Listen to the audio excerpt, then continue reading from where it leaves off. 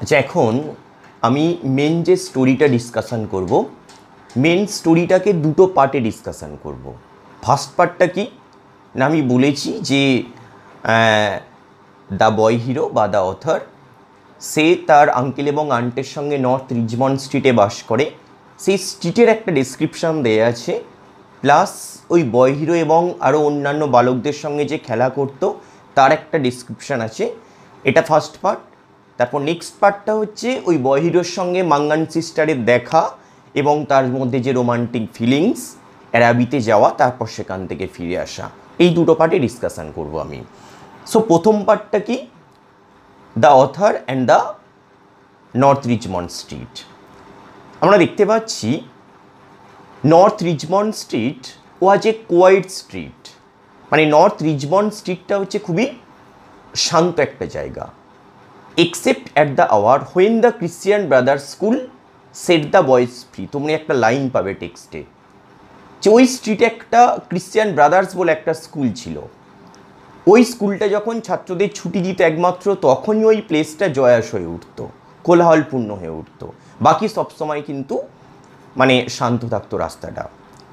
On one end of the street it was completely blocked, মানে রাস্তার এক পাশটা সম্পূর্ণভাবে ব্লকড ছিল। Here we find a 2-storied building, এখানেই আমরা একটা দোতলা বিল্ডিং পাবো।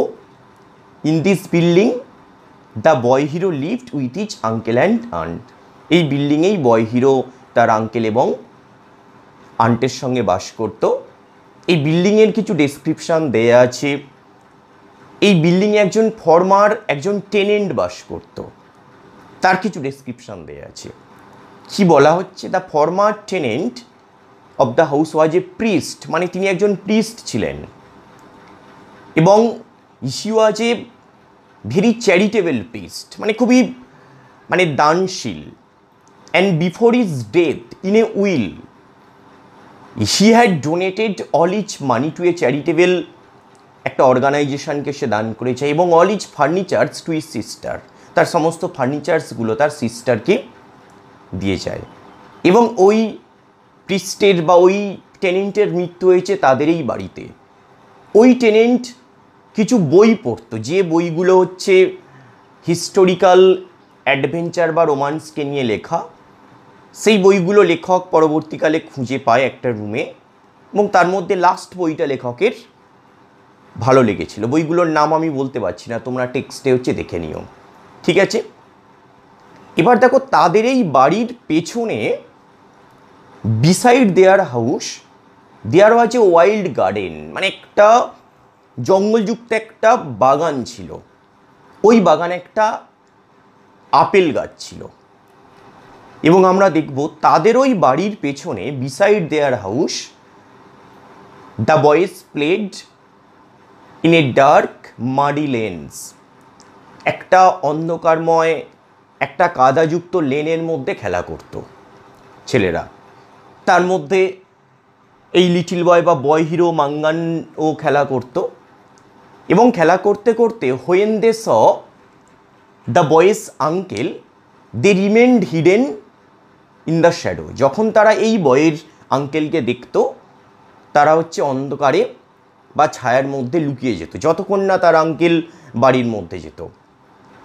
ঠিক আছে, এটা একটা পার্ট গেল। এবং আমরা দেখব এরপরে মাঙ্গান সিস্টারের একটা রেফারেন্স আসবে ফার্স্ট টাইম। সেটা কি না, when the Mangan sister came to the door step, যখন মাঙ্গান সিস্টার দরজার কাছে আসতো, টু কলেজ ব্রাদার অ্যাট টি, তার ভাইকে চা খেতে ডাকতে আসতো। অল দ্য বয়েজ রিমেন্ড হিডেন, সমস্ত বালক লুকিয়ে থাকতো, টু লুক অ্যাট হার, তাকে দেখতে, কারণ সে খুবই সুন্দরী। এবং the boy hero had a special fascination for Mangan sister, Mangan সিস্টারের প্রতি বয় হিরোর একটা আলাদা ফ্যাসিনেশন ছিল। আমরা দেখব the boy hero was deeply impressed by her body, her appearance, her curved neck, her dress, এগুলো থেকে খুবই সে ইমপ্রেসড হয়ে গিয়েছিল। এবং every morning he watched her door, সে মেয়েটার দরজার দিকে তাকিয়ে থাকতো। And when he saw her, her heart leaped in joy, যখন সে মেয়েটাকে দেখতে পেত তার হৃদয়টা যেন আনন্দে লাফাতো। The boy wants to talk to her, মেয়েটার সঙ্গে কথা বলতে চাইতো, কিন্তু সে জানতো না আদৌ সে কথা বলতে পারবে কি না, বা যদি সে কথা বলে কি কথা বলবে সেটাও সে জানতো না। এবং ওই মেয়েটির ইমেজ সবসময় লেখক বা দ্য বয় হিরো সবসময় তার মধ্যে বহন করত।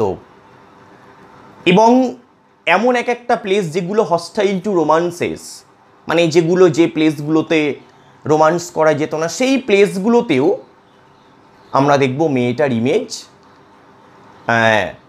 ছেলেটার কাছে কিন্তু মনে হতো।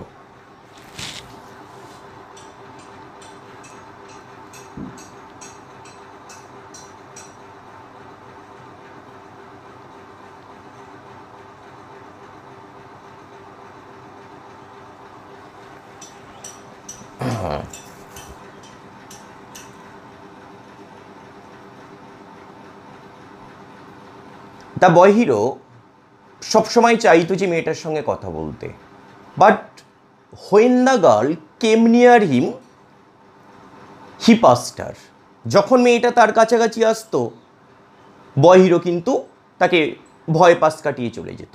And this happened morning after morning, এই ঘটনাটা প্রায় অনেক দিন ধরে চলে আসছিল।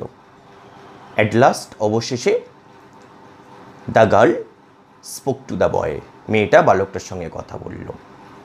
কী ধরনের কথা বলল? মেয়েটা ছেলেটাকে জিজ্ঞাসা করলো, বয় হিরোকে জিজ্ঞাসা করলো whether she was going to Araby, যে তুমি কি অ্যারাবির মেলায় যাচ্ছ? যদি তুমি যাও এটা তোমার কাছে খুব ভালো হবে। এবং দেয়ার ওয়াজ এ স্প্লেন্ডিড বাজার দেয়ার, সেখানে একটা চমৎকার বাজার আছে। মেয়েটি বলল যে আমার স্কুলে রিট্রিট আছে, মানে একটা কি বলবো ধর্মীয় অনুষ্ঠান আছে, সেই জন্য আমি যেতে পারছি না। বালকটি তো প্রথমে ঘাবড়ে গিয়েছিল, পরে সে উত্তর দিল ইফ আই ওয়েন্ট দেয়ার, আমি যদি সেখানে যাই আমি তোমার জন্য কিছু গিফট কিনে আনবো। এরপর থেকে বালকটির মনের মধ্যে ওই অ্যারাবি ওয়ার্ডটা সম্বন্ধে একটা আলাদা রোমান্টিক ফিলিংস তৈরি হবে। এরপরে বালকটি সে তার বাড়িতে যায়, সে তার আন্টের কাছে যায়, পারমিশন চায় যাবে বলে। দ্য বয়েস আন্ট বিকেম অ্যাফ্রেড, ভয় পেয়েছিল ফার্স্ট টাইম, কারণ বালকটি গ্যাদারিং বা ক্রাউডকে খুবই ভয় পেত। হঠাৎ সেই রকম ক্রাউডে যেতে চাইছে, তার আন্ট তো ভয় পেয়েই গেল। অবশেষে তার আন্টও রাজি হলো এবং বালকটি ডিসাইড করলো যে স্যাটারডে ইভিনিং সে অ্যারাবির মেলাতে যাবে। স্যাটারডে মর্নিংয়ে হি রিমাইন্ডেড হিজ আঙ্কেল, সে তার কাকাকে আঙ্কেলকে মনে করিয়ে দিল যে আমি অ্যারাবির মেলাতে যাব, তুমি তাড়াতাড়ি বাড়ি ফিরে এসো। After that the boy went to the school, সে স্কুলে যায়। স্কুলে গিয়ে যখন বই খোলে, বইয়ের মধ্যেও সে মাঙ্গান সিস্টারের ইমেজটা যেন সে দেখতে পাচ্ছে। তার কোনো সিরিয়াস ওয়ার্কে মন বসছে না। The boy returned home from school, school থেকে বাড়ি ফিরে আসে এবং হি কমপ্লিটেড হিজ ইভিনিং মিল, সন্ধ্যার খাবার খায়। খাবার খাওয়ার পরে তখনও আমরা দেখব যে his uncle did not come home, তার আঙ্কেল তখনও বাড়ি ফিরে আসেনি। বালকটি রুমের একটা রুম থেকে আরেকটা রুমে ঘুরতে থাকে, ওয়েট করতে থাকে তার আঙ্কেলের জন্য। তখনও তার আঙ্কেল আসেনি। একটা রুম থেকে আরেকটা রুমে যাচ্ছে, গান গাইছে, তার কাকার দিকে তাকিয়ে আছে কখন আসবে। এই পিরিয়ডে আমরা দেখব মিসেস মার্সার বলে যে টকেটিভ ওল্ড ওম্যান, সে বালকটির আন্টের কাছে আসে এবং একটা গসিপে যুক্ত হয়, সেটাকে তাকে সহ্য করতে হয়। And at last at 9 PM his uncle returned home in a drunken stupor, in a drunken state, মদ্যপ অবস্থায় তার আঙ্কেল বাড়ি ফিরে আসে এবং বালকটি তার কাছে যায় এবং টাকা চায়। তার uncle give him the money, তাকে টাকা দেয়। হোল্ডিং দ্য মানি, ওই টাকাটি নিয়ে the boy went to A railway station, একটা রেল স্টেশনে যায়, অ্যান্ড কট এ ট্রেন, ট্রেনে ওঠে। Within a few minutes the train is the station, স্টেশনে পৌঁছায়। When he got down from the train it was 10 minutes to 10, যখন সে train থেকে নামে তখন রাত্রি প্রায় 10টা বাজতে 10 minute. The boy saw in front of him a building which displayed the magical name Araby. যখন সে নামে এগিয়ে আসতে থাকে, একটা বড় বিল্ডিং দেখতে পায়, যে বিল্ডিংয়ে অ্যারাবি নামটা যেন ম্যাজিকের মতো জলজল করছিল। তার কাছে নামটা ম্যাজিক্যাল বলে মনে হয়েছিল, কারণ এখান থেকেই সে একটা গিফট কিনে নিয়ে সে তার গার্লফ্রেন্ডকে বা বিলাভেডকে দেবে।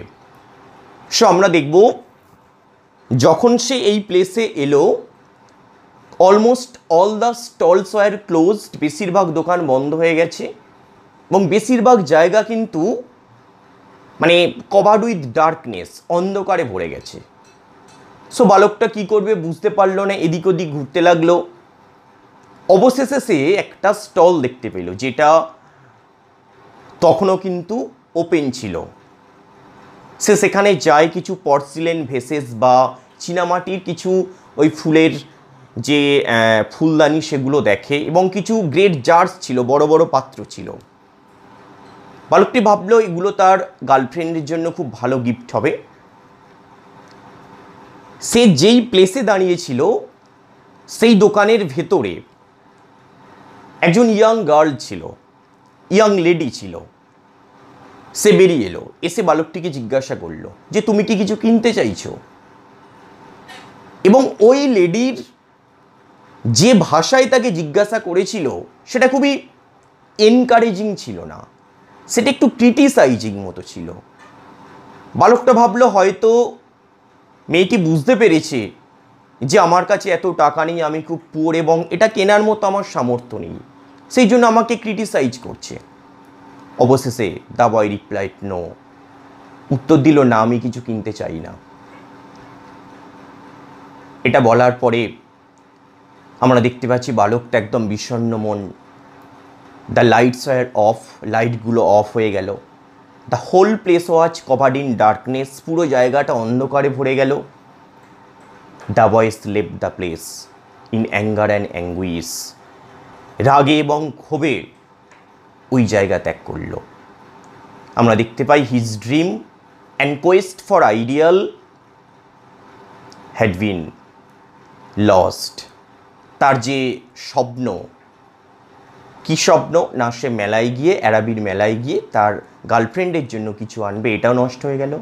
সে ওখানে একটা আইডিয়ালসের খোঁজে গিয়েছিল, কিন্তু সেটাও তার স্পয়েলড হয়ে গেল, নষ্ট হয়ে গেল।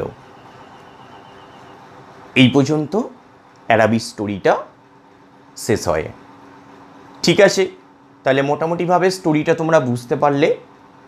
এবারে আমি যেটা বললাম ক্যারেক্টারগুলোর সঙ্গে ম্যাচ আপ করে তোমরা স্টোরিটা আরেকটু ভালো করে দেখো, মাঝে মাঝে শুনবে, পুরো ভিডিওটা দেখবে শেষ পর্যন্ত। এবার আমি যেটা আলোচনা করব সেটা হচ্ছে এখান থেকে কি কি ইম্পর্টেন্ট লং কোশ্চেন্স হয়। দেখো তোমরা তো প্রথম ব্যাচ এক্সাম দেবে, বেশিরভাগ ইম্পর্টেন্ট লং কোশ্চেন্সগুলোই আমার মনে হয় আসবে, যেমনটা ফার্স্ট সেমিস্টারে হয়েছিল। আমি এখান থেকে 4টে ইম্পর্টেন্ট লং কোশ্চেন্স বলে দিচ্ছি, তোমরা নোট ডাউন করে নাও, আমি বোর্ডে আর লিখছি না। 1 নম্বর কোশ্চেনটা লিখে নাও, সবচেয়ে বেশি important, justify the significance of the title of the story Araby, মানে অ্যারাবির যে টাইটেলের সিগনিফিকেন্স কতটা। 2 নম্বর হচ্ছে sketch the character of the boy hero, boy হিরোর যে ক্যারেক্টারটা, এটাও খুব ইম্পর্টেন্ট। 3rd একটা লেখো, consider Araby as a modern short story, এটাও খুব ইম্পর্টেন্ট। 4th হচ্ছে do you think that the theme in Araby is a search for ideal বা কোয়েস্ট ফর আইডিয়াল, মানে এই স্টোরির যে থিমটা সেটা কোয়েস্ট ফর আইডিয়াল কিনা আলোচনা করতে বলছি। এই 4টে কোশ্চেন মূলত হয়, এর মধ্যে থেকেই থাকবে কোনো একটা, তোমরা ভালো করে পড়ো। আমার ভিডিওগুলো যদি হেল্পফুল বলে তোমাদের মনে হয় ভিডিওটিকে লাইক করো। আর অনলাইন বা অফলাইন ক্লাসের জন্য আমি আগেও বললাম আমার স্ক্রিনে দেওয়া হোয়াটসঅ্যাপ নম্বরে তোমরা যোগাযোগ করতে পারো। সিস্টেমটা হচ্ছে প্রথম 3-4-5টা আমি ফ্রি ডেমো ক্লাস তোমাদের দেব। ক্লাসগুলো ভালো লাগলে ক্লাস কন্টিনিউ করতে চাইলে মান্থলি 400 পিচ পে করে তোমাদের ক্লাস কন্টিনিউ করতে হবে। ওকে, নেক্সট ভিডিওগুলোর জন্য ওয়েট করো।